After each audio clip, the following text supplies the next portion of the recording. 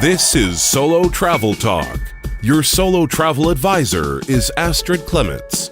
If you have ever listened to an episode of Solo Travel Talk, you know that Astrid Clements, your solo travel advisor, is passionate about packing. If you've never listened to Solo Travel Talk before, welcome to the show. Astrid knows that packing can be a real source of stress. That's why she's got her amazing packing list, which we'll talk about later on in the show. But Astrid also has some amazing tips for making packing easy. That's the subject of today's show.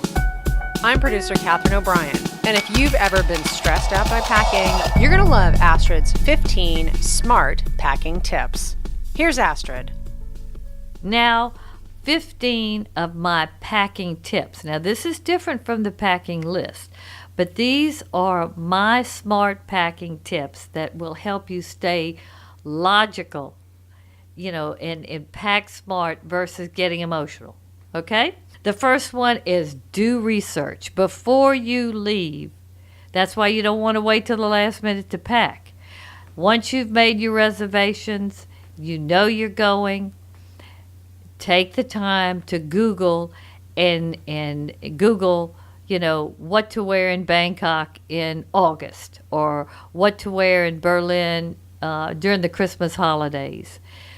Put in the date or in the springtime or whatever, because it changes obviously with the seasons because of the weather.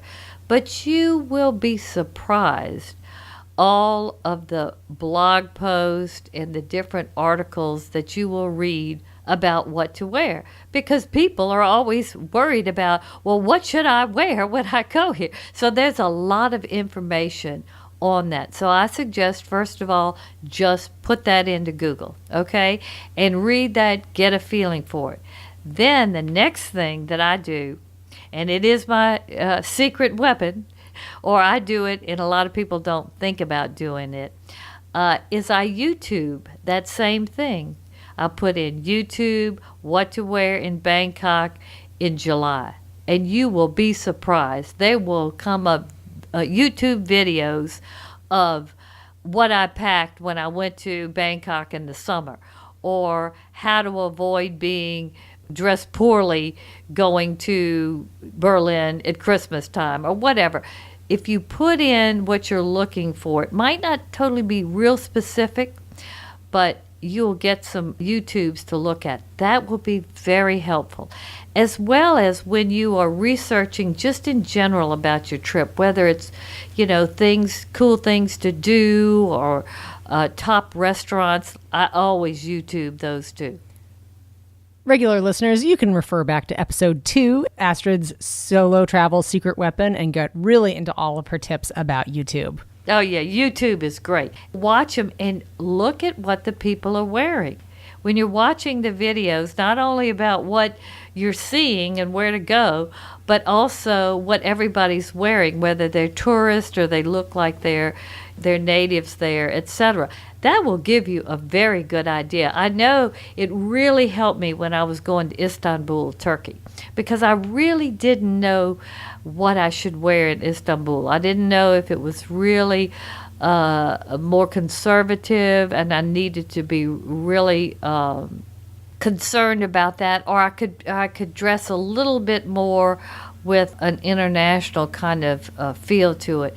So the YouTube videos, I really highly recommend that. That'll give you a great idea of whether what you're packing is going to look okay. Okay? The next one is to review your itinerary and make a list of what types of clothes or outfits that you'll need for the different trip activities. Say if you're going to do 3 things in one day, that all you need to do is have dress casually and you can be real comfortable. One day you might have to start when you're dressed up, and then during the middle of the day it's more casual, and at night you have to be dressed up again. You might want to wear a dress that day, where you could put, something a little bit nicer, a nicer pashmina in the morning that's, more serious. Maybe it's a business meeting or whatever, and then at night you're going to the theater and you kind of want to look good. You don't have time to go back to your hotel room and you want to do some sightseeing. You have to figure out what you're going to be doing on your trip, and then decide how many outfits I need. And then you will break it down even further. Now, how many pieces do I need to mix and match to create this amount of outfits that, are either dressy or casual, etc. Now, if you're going to the beach, it's basically a bathing suit or two, cover-ups, sun hat, sunglasses, maybe a book, whatever, you're not going to be doing too much except really relaxing. So you have to obviously look at your trip itinerary before you start looking at that packing list and determining really what you need. Next thing is decide on that base color. Is navy going to be your color, black, or brown? I know that sounds boring. And you want to, I want to take this green pair of pants, and I love this. What about my fuchsia, whatever? And I love this red check pair of capris. And, oh, no, maybe I'm going to, bring this magenta long dress. And you have all these colors going on. Then you have to bring 6 pairs of shoes, and that is, let me tell you, that is the beginning of a lot of stress. And I can tell you, whenever you do that, whenever I've done that, I promise you, it's been a big mistake, because I either don't wear a lot of that, and I gravitate to things that are just kind of simple or whatever, or they don't look right. So decide on that base color. Then decide on your accent color. The white, beige, gray. Some people like light blue. Say if you're going with blue is great.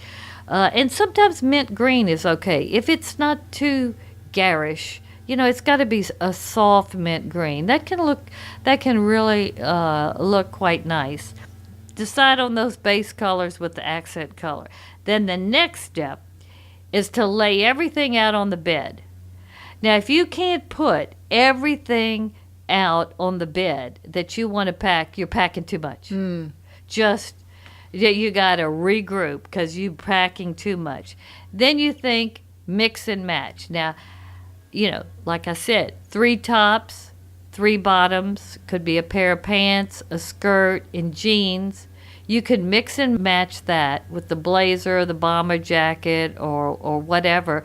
5 outfits with a couple of different pashminas. And I can tell you that, not 5, 9 outfits. And that'll take you through 9 days, and then with your little black dress, I'm telling you, that is really all you need.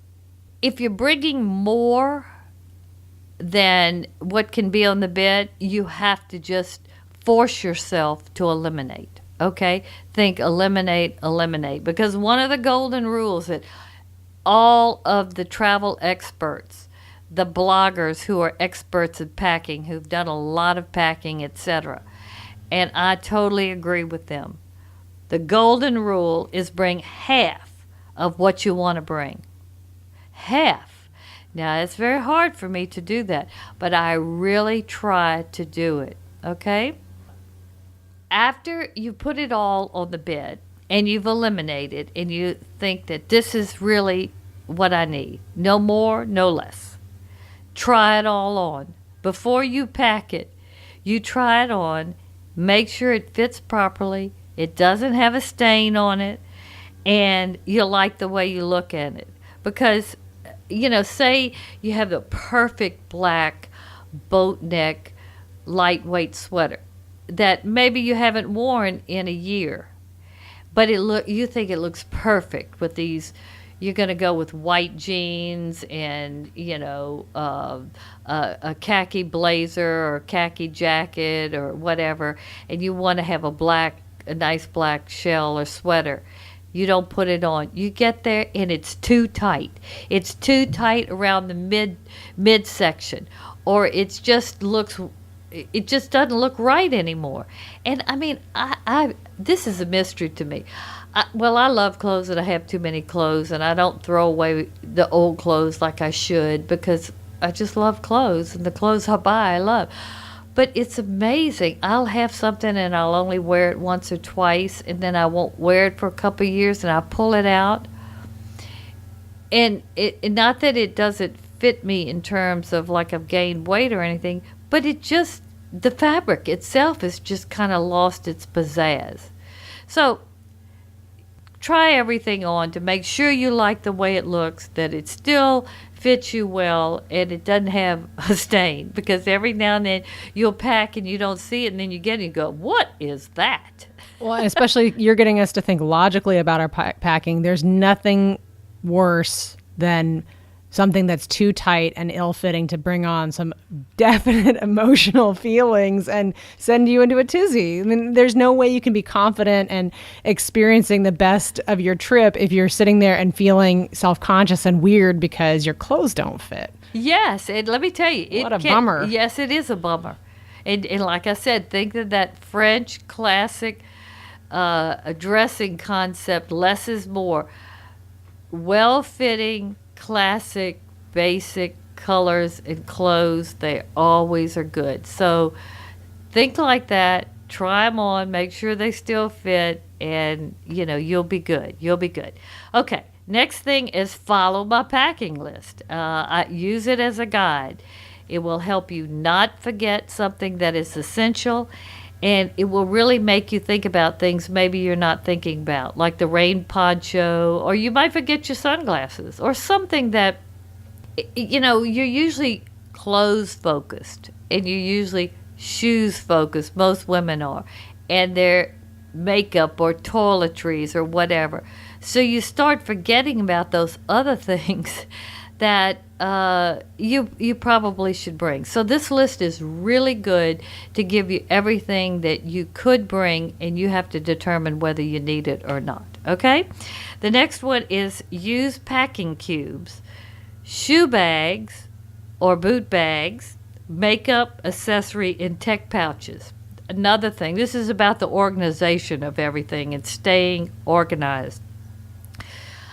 I'm kind of new to the packing cubes, but they work great. These are basically pouches, big pouches that you can put your shirts in, your pants in, your undergarments in, even your sweaters and your coats and your jackets. They have all sizes now. When I first saw them on the market about 5-6 years ago, I thought, that's ridiculous. You know what I'm saying? I don't really need that because I always fold all my shirts together and even color coordinate them, because I'm just very organized and I like to do things like that. But I thought, that's just one other thing. You will be surprised. These packing cubes, they compress the clothes. They keep your clothes more wrinkle-free. Your suitcase is totally organized. You know where the things are. Then when you have worn something and it's dirty and you're not going to send it to the cleaners, in the cubes that I have, they actually have another zipper where you can put all of the dirty clothes and keep them from the clean clothes. So I love the packing cubes now. And you can go online. Amazon's got a lot of different models and price points, but they're very affordable and they're very good. The second thing is shoe bags and boot bags. Most people don't think about this. Some people will put a pair of socks over them or whatever, but this is so important because you don't want your dirty shoes or your boots in with your clothes. And I can tell you, if you don't have them in shoe bags or boot bags, the suitcase is thrown around, etc., it'll get all your clothes will get all together. And when you pull out your white shirt and it's got a, shoe print right on the front of it, or something, you're just gonna go, oh God, So I love shoe bags and boot bags. I think they're really smart to use, and I have them from the good shoes that I buy. I just keep them and I use them when I travel. Then also, your makeup, accessory, tech pouches, use those different bags and envelopes, zipper, and like for jewelry, etc. It's wonderful. You keep everything organized. You're less likely to lose it. It's a much better way to approach what you're taking and what you're not taking. Like I know with my makeup, I travel so much now, I just have a very small makeup pouch with my foundation. I have a palette that has the powder in it, the blush, and a couple of eyeshadows. So I have that palette. I have a couple of brushes and my lipstick and a small tube of mascara in a very small pouch. Whenever I go on a trip, I just grab that pouch. I don't go into my makeup drawer and decide, oh, well, I'm going to bring this eyeshadow and a couple of these blushes, etc. I don't even think like that anymore. It's like you have your travel set already made up. Absolutely. And it's in my bathroom, and so, it's always ready to go. And so that's a tip. I like the bags and such. It's like it sounds a little bit to me like you have a little of a place for everything and everything in its place kind of philosophy with the packing. Yeah, and let me tell you, it helps you too when you're repacking to go home or to your next stop. Oh, yeah. Not to lose something. Why do I have this empty envelope? That tells me I'm missing something. No, really, it does help you. It's somewhat, not totally, but it does help you. It's like a little prompt. Yes, it's a little prompt. Okay, the next one, number 8, and you already hit it. Pack early. Oh gosh, do not wait till the last minute. I typically pack a week to 10 days before. Yeah, I pack that far before because I really want to think about it. And if I need to get something prior to it, I have enough time to do it. And I just end up eliminating more by doing that, okay?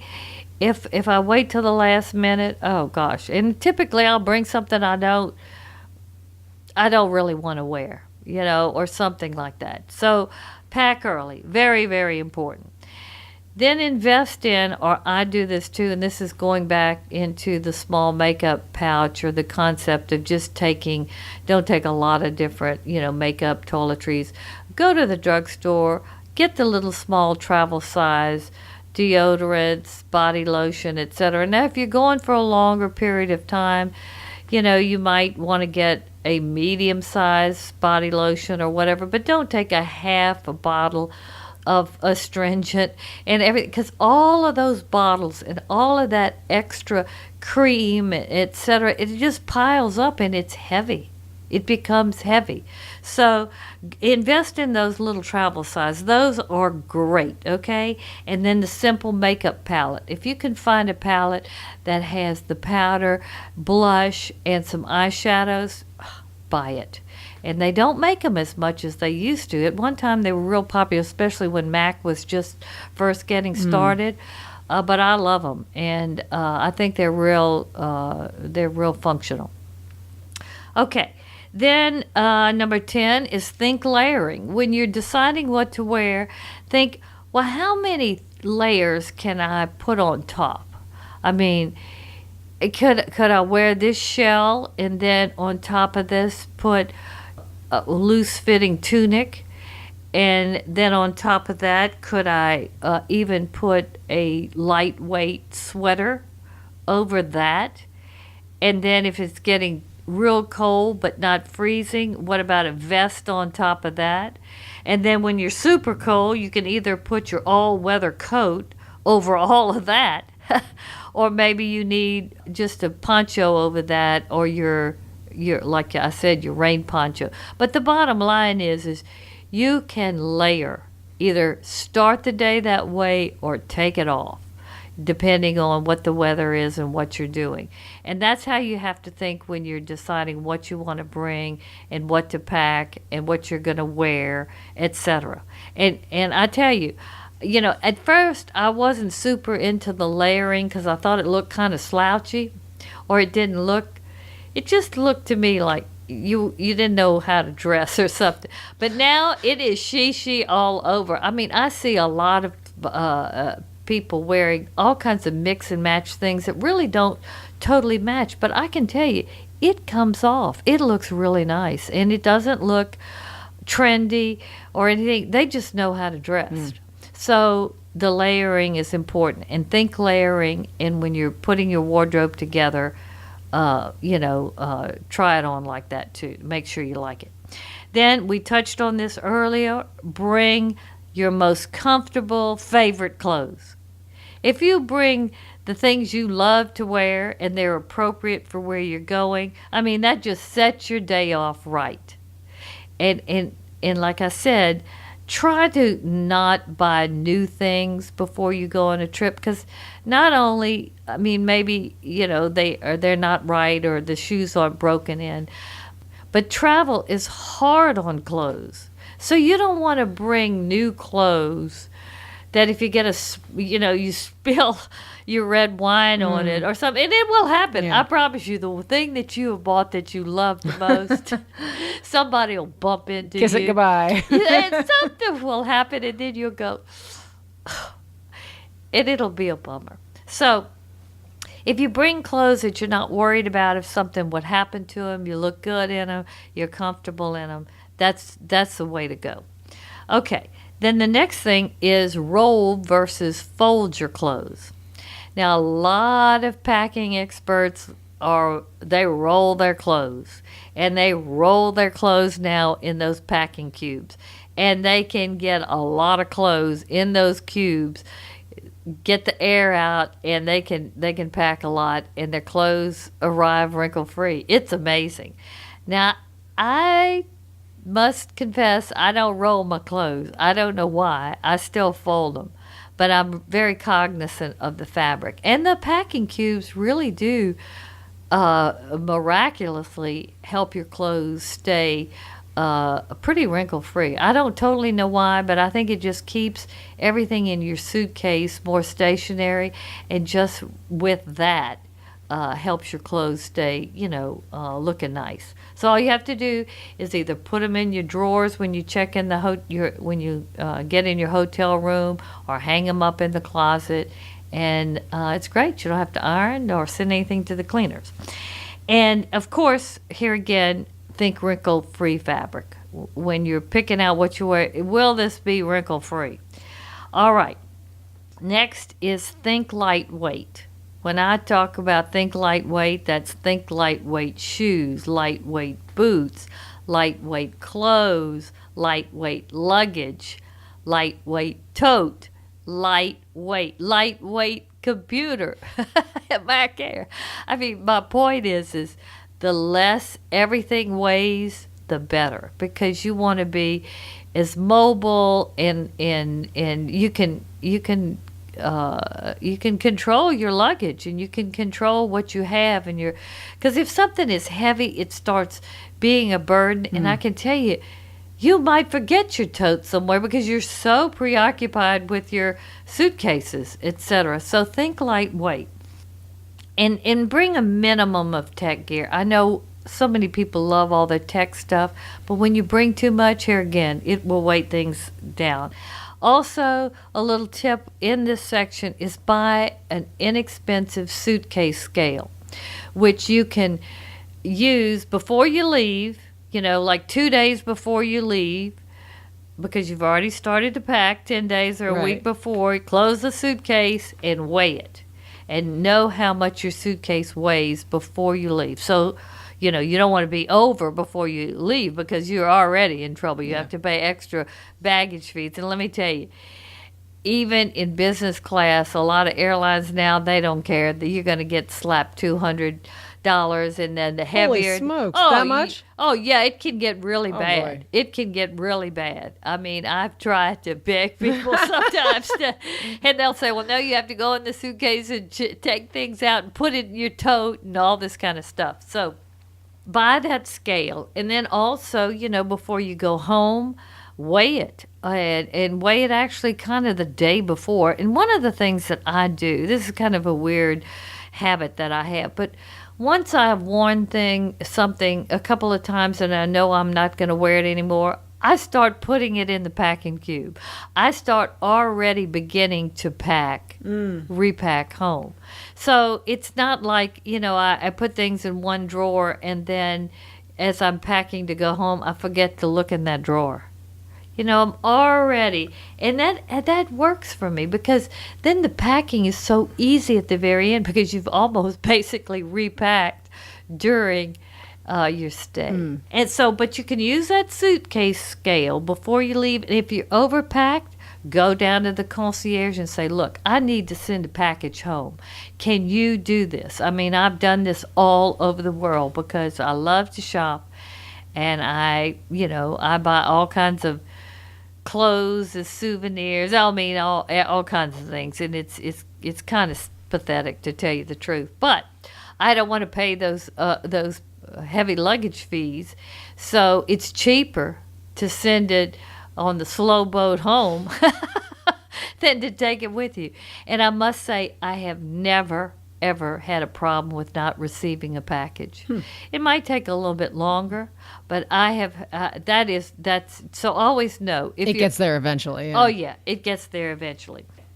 Number 14 is invest in a good set of lightweight, durable luggage. Now, I like the hard side. A lot of people like, the fabric or not the hard side.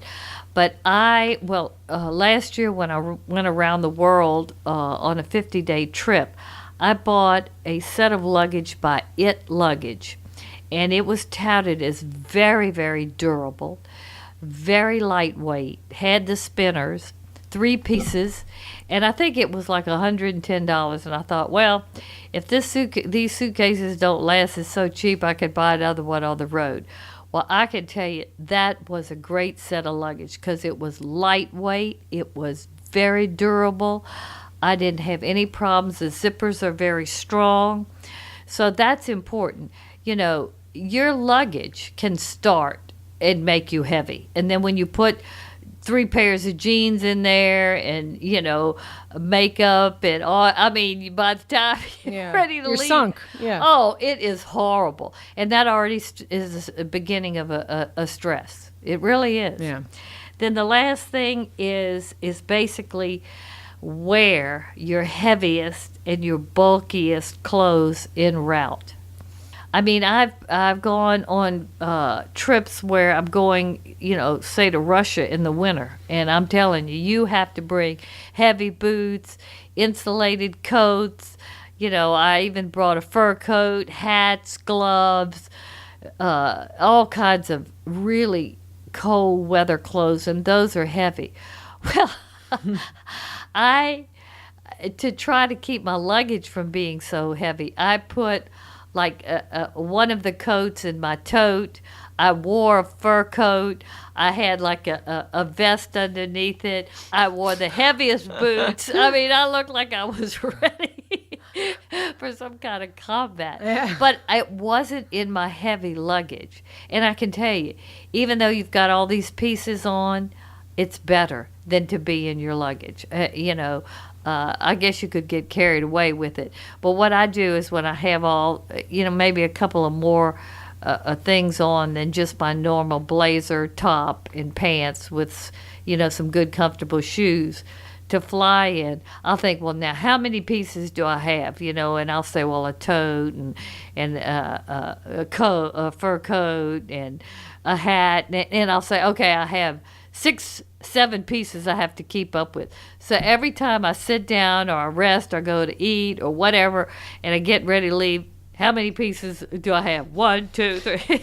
So I'm pretty good at it now. I don't leave that proverbial umbrella behind, or I don't forget to bring something that I don't always have. See, that's what happens when you're traveling.